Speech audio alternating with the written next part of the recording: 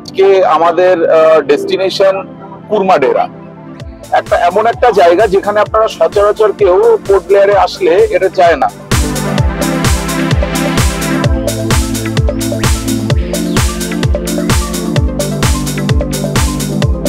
আমি বলবো এটা বকখালি টাইপের, এটা বাঙালির বকখালি, গরিবের দীঘা। এছাড়া এই জায়গাটা হয় না।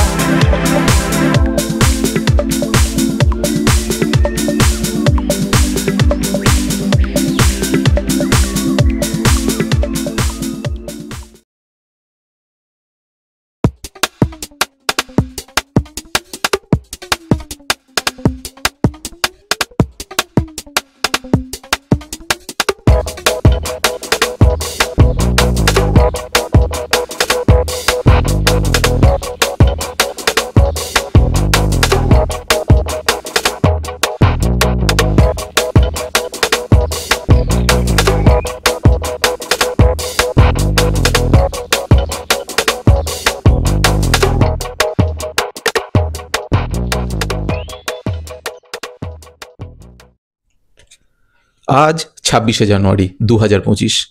বিশেষ কারণবশত আমাদের প্ল্যানে একটু চেঞ্জ হওয়ায় আজ নিয়ে চলেছি আপনাদের আন্দামানের এক অফবিট ডেস্টিনেশনে।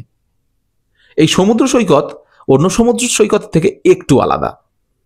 পরিবেশ শান্তিপূর্ণ হলেও পর্যটকের ভিড় এখানে সেভাবে লক্ষ্য করা যায় না।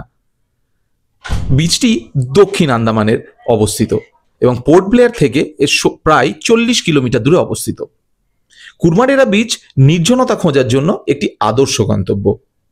বলতে পারেন ভিড়ভাট্টা থেকে দূরে সমুদ্র যেখানে নিঃশব্দে কথা বলে।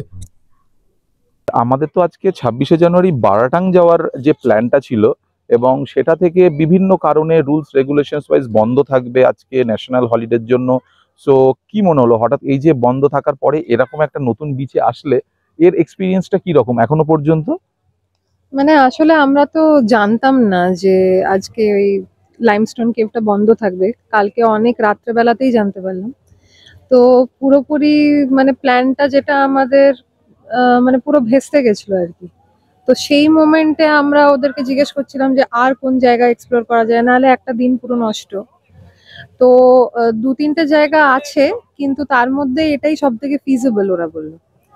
তো এটা অ্যাকচুয়ালি একটা প্রাইভেট বিচ। এখানে আমাদেরকে এন্ট্রি ফি দিয়ে ঢুকতে হলো 30 টাকা না সামথিং, এবং প্রথমে এন্ট্রি করেই আমাদের আসতে হবে প্রত্যেককে। হ্যাঁ।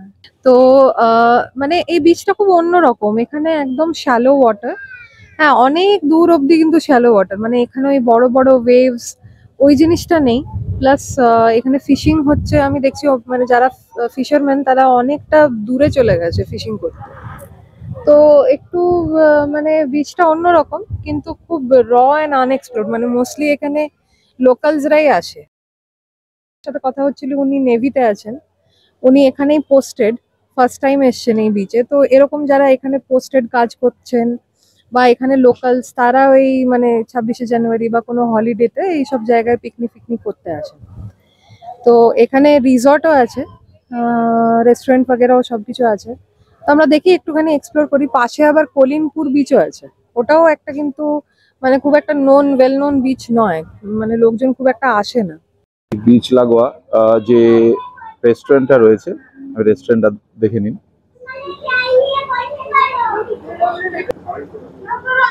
খুব ছিমছাম, বেশ দরমা দিয়ে তৈরি, খুব মানে বেশ ঠান্ডা ঠান্ডা। আমরা এখন লাঞ্চ করে নিলাম এখানে যে রেস্টুরেন্টটা রয়েছে। সো রেস্টুরেন্টে গেলে মেন ব্যাপার হচ্ছে ওদের প্রচুর টাইম লাগছে। প্রথম কথা, কোনো একটা ডিশ কিছু অর্ডার দিলেন, অ্যাভেলেবিলিটিও কম অনেক, মানে অ্যাজ পার মেনু কার্ড তাদের অ্যাভেলেবিলিটিও কম। আর খাওয়া দাওয়া যে আমাদের প্রচণ্ড ভালো লেগেছে আর সেটা বলতে পারবো না, ঠিকঠাক। আমরা এখানকে বিরিয়ানি ট্রাই করেছি, এছাড়া চিকেনের কিছু স্টার্টার আইটেমস ট্রাই করেছি।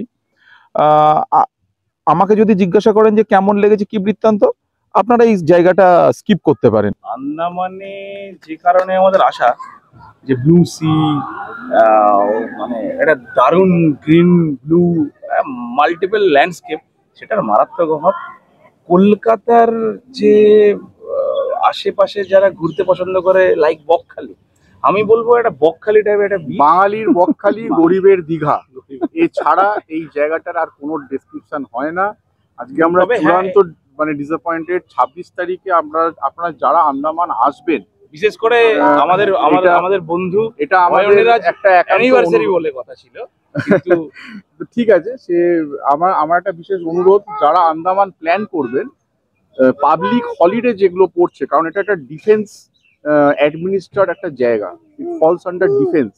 এখানে যত টুরিস্ট স্পট আছে, ফরেস্ট এরিয়া আছে, সমস্ত এরিয়া ন্যাশনাল হলিডে যেগুলো 15th অগস্ট, 26শে জানুয়ারি, 2nd অক্টোবর, এগুলো দেখে অবশ্যই আসা উচিত। হলিডেজ গুলো দেখে আপনারা আসবেন, কারণ এই হলিডেতে এখানে ইন্ডিয়ান গভর্নমেন্টের যে ন্যাশনাল হলিডে, সেখানে এই সমস্ত জায়গা বন্ধ থাকে।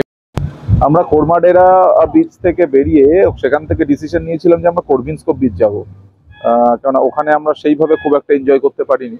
জাস্ট এখন এসে পৌঁছেছি করভিনস্কোপ বিচ, আপনারা দেখুন। করভিনস্কোপ বিচ আন্দামান দ্বীপপুঞ্জের পোর্ট ব্লেয়ারে অবস্থিত একটি জনপ্রিয় ও মনোরম বিচ। এটি শহরের খুব কাছে হওয়ায় খুব অল্প সময়ের মধ্যে এখানে ঘুরে আসা যায়। এই বিচে অনেক ধরনের ওয়াটার স্পোর্ট অ্যাক্টিভিটিসের সুবিধাও রয়েছে।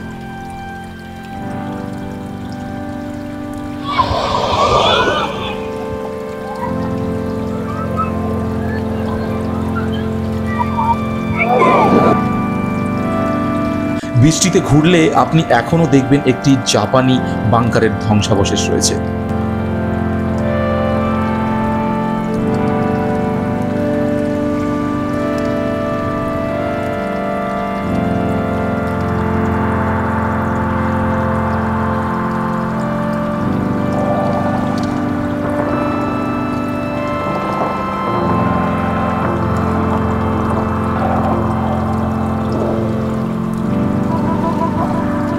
একদিনের সন্ধেটা এই বিচে উপভোগ করার জন্য যথেষ্ট।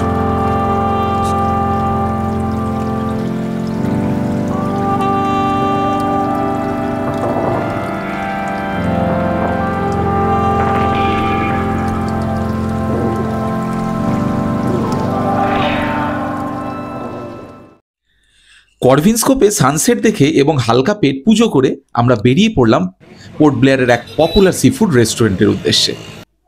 অয়নদা এবং পারমিতা আমাদের সেখানে নিয়ে গেছিল তাদের অ্যানিভার্সারি ট্রিট দেওয়ার জন্য। রেস্টুরেন্টের অ্যাম্বিয়েন্স এবং খাওয়া দাওয়া এক কথায় অসামান্য ছিল। রুফটপে বসে সমুদ্রের হাওয়া খেতে খেতে আমরা দারুণ উপভোগ করলাম আমাদের ডিনার। এর জন্য অয়নদা এবং পারমিতাকে অসংখ্য ধন্যবাদ। এবং আপনারাও যদি পোর্ট ব্লেয়ারে এসে সি ফুড ট্রাই করতে চান, তাহলে এই রেস্টুরেন্টটি আমাদের চ্যানেলের পক্ষ থেকে হাইলি রেকমেন্ডেড।